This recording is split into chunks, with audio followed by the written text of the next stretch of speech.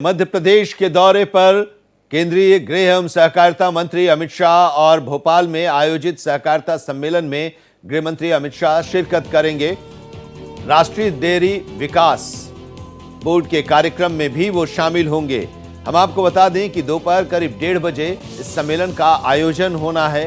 राज्य दुग्ध संघ यानी एनडीडीबी के बीच एमओयू पर हस्ताक्षर करेंगे। राज्य दुग्ध संघ और NDDB national dairy development board के बीच एक एमओयू पर हस्ताक्षर भी किया जाएगा।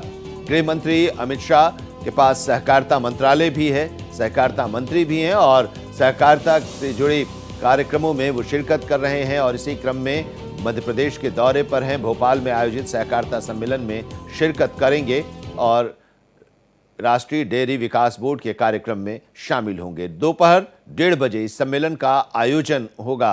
राज्य दुग्ध संघ और राष्ट्रीय डेयरी विकास बोर्ड के बीच एमओयू पर आज हस्ताक्षर भी करेंगे गृह मंत्री अमित शाह और इसके साथ ही सहकारिता गतिविधियों की भी वो समीक्षा करेंगे। सहकारिता के क्षेत्र में जो राज्य में काम हो रहा है उसकी समीक्षा भी करेंगे आज अपने इस दौरे के दौरान। अजय भटनागर हमारे संवाददाता इस वक्त हमारे साथ जुड़े हुए हैं।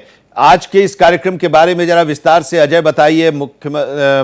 गृह मंत्री अमित शाह वहां पर पहुंचने वाले हैं, मुख्यमंत्री भी वहां होंगे और सहकारिता सम्मेलन में शिरकत करेंगे। निश्चित तौर पर काफ़ी अहम कार्यक्रम है और अगर देखा जाए तो ये मध्य प्रदेश में एक नई शुरुआत होगी एक दुग्ध क्रांति की, यानी श्वेत क्रांति अगर कहें तो उसकी एक शुरुआत है। और सरकार चाहती है कि किसानों की इनकम दुगनी हो। उसके लिए खेती के अलावा जो विकल्प होते हैं, जो वैकल्पिक रास्ते होते हैं, उनको तलाशने की कोशिश जब की गई तो उसमें एक पशुपालन या दुग्ध उत्पादन को लेकर एक बड़ी जो अपॉर्चुनिटी सामने आती है और इसीलिए मध्य प्रदेश उसमें भागीदार बनना चाहता है। दरअसल अभी मध्य प्रदेश में देश का 9% भागीदारी है दुग्ध उत्पादन में, तो उसको 20% तक करने का लक्ष्य मध्य प्रदेश सरकार कर रही है। इसके साथ साथ जो मध्य प्रदेश का मध्य प्रदेश दुग्ध संघ का जो ब्रांड है सांची, उसको भी बढ़ाना है आगे। तो उसके लिए दूध उत्पादन बढ़ाने के साथ साथ उसकी ब्रांडिंग करनी है और नेशनल इंटरनेशनली ब्रांडिंग करनी है। उसको लेकर एनडीडीबी के साथ हस्ताक्षर होने हैं और उसको लेकर सहमति बन चुकी है। और आज केंद्रीय सहकारिता मंत्री अमित शाह 12:50 पर यानी लगभग 1 बजे भोपाल पहुंचेंगे और उसके बाद मुख्यमंत्री निवास जाएंगे, वहां उनका लंच है। उसके बाद रविंद्र भवन में पहुंचेंगे, यहाँ सहकारिता सम्मेलन है।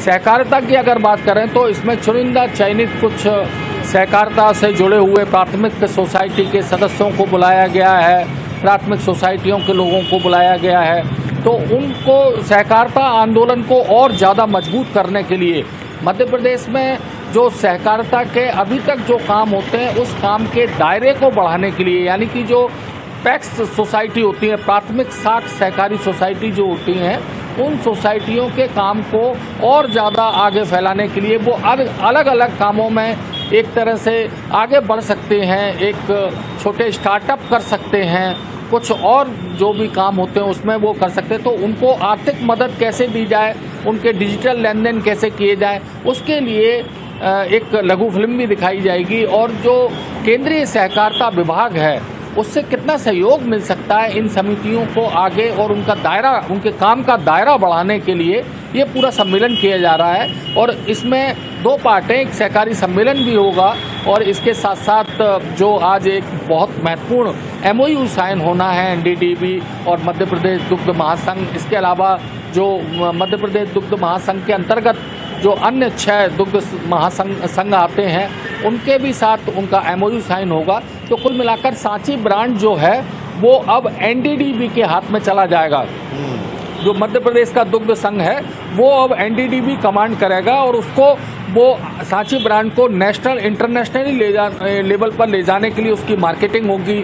जो उत्पाद हैं उसके दूध के अलावा अन्य उत्पाद हैं जो जिस तरह से अमूल या अन्य प्राइवेट संस्थाएं जो दूध उत्पाद बेचती हैं, उन उत्पादों में स्टैंडर्ड मेंटेन करने के साथ साथ उनकी ब्रांडिंग करने के साथ साथ उसके उत्पादन को भी बढ़ाना रहेगा। तो तमाम सारे ये जो चीज़ें हैं वो आज उनके बीच MOU होना है और वो सारी चीज़ें फाइनलाइज होना है। कुल मिलाकर अगर देखें तो मध्य प्रदेश के आर्थिक विकास को लेकर जो कवायद मध्य प्रदेश सरकार कर रही है, अभी GIS हुआ था, ग्लोबल इन्वेस्टमेंट समिट हुई थी, इसके अलावा जो और वैकल्पिक रास्ते हैं उन सभी वैकल्पिक रास्तों को भी तलाशा जा रहा है ताकि रोजगार भी बढ़ाया जा सके। जिस तरह से जब ये चीज़ें बढ़ेंगी तो इसका रोजगार पर भी असर पड़ेगा, तो लोगों को रोजगार भी मिलेगा, ज़्यादा से ज़्यादा लोगों को रोजगार मिले और ज़्यादा से ज़्यादा जो किसान होते हैं उनकी आय भी बढ़ोतरी हो। उसके लिए तमाम सारे फैसले कैबिनेट ने भी लिए हैं कि पशुपालन में किस तरह से उनके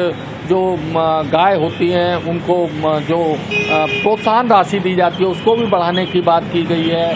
मिल्क उत्पादन में किस तरह से चिलिंग प्लांट लगेंगे नए नए, और जो भी कुछ मदद हो सकती है जो नेशनल डेयरी डेवलपमेंट बोर्ड के द्वारा, वो सब किया जाएगा। और इसमें सबसे बड़ी बात होगी इस पूरी कवायद में आधुनिकता, यानी जो एकदम अत्याधुनिक तकनीक है उस तकनीक का इस्तेमाल किया जाएगा। जी, अब सहकारिता के क्षेत्र में मध्य प्रदेश पर खुद सहकारिता मंत्री अमित शाह उस पर ध्यान दे रहे हैं और आज एक बड़ा फैसला भी होने वाला है। तो वहाँ की अर्थव्यवस्था और वहाँ के रोजगार भी इससे को भी फायदा होने वाला। लेकिन जरा बताइए कि अभी तक की क्या स्थिति रही है सहकारिता के क्षेत्र में मध्य प्रदेश में? देखिए, मध्य प्रदेश में अगर देखें तो सहकारिता के क्षेत्र में बहुत ज़्यादा काम नहीं हो पाया है, बल्कि मध्य प्रदेश में क्या कई और भी शहर राज्य हैं जिनमें कि सहकारिता के क्षेत्र में काम नहीं हो पाया है। ये शुरुआत में जो सहकारिता का क्षेत्र बना था वो पैक्स सोसाइटी, जो प्राथमिक सहकारी साख सोसाइटी होती हैं, वो बनी थी एग्रीकल्चर से लेन देन के लिए। उनको गेहूँ मतलब जो गेहूँ की खरीदी वगैरह होती है वो सोसाइटियों के द्वारा होती है, उनको खाद बीज उपलब्ध कराया जाता है, तो वो सब कराया जाता है। मगर अब इनका दायरा थोड़ा बढ़ाया जाएगा।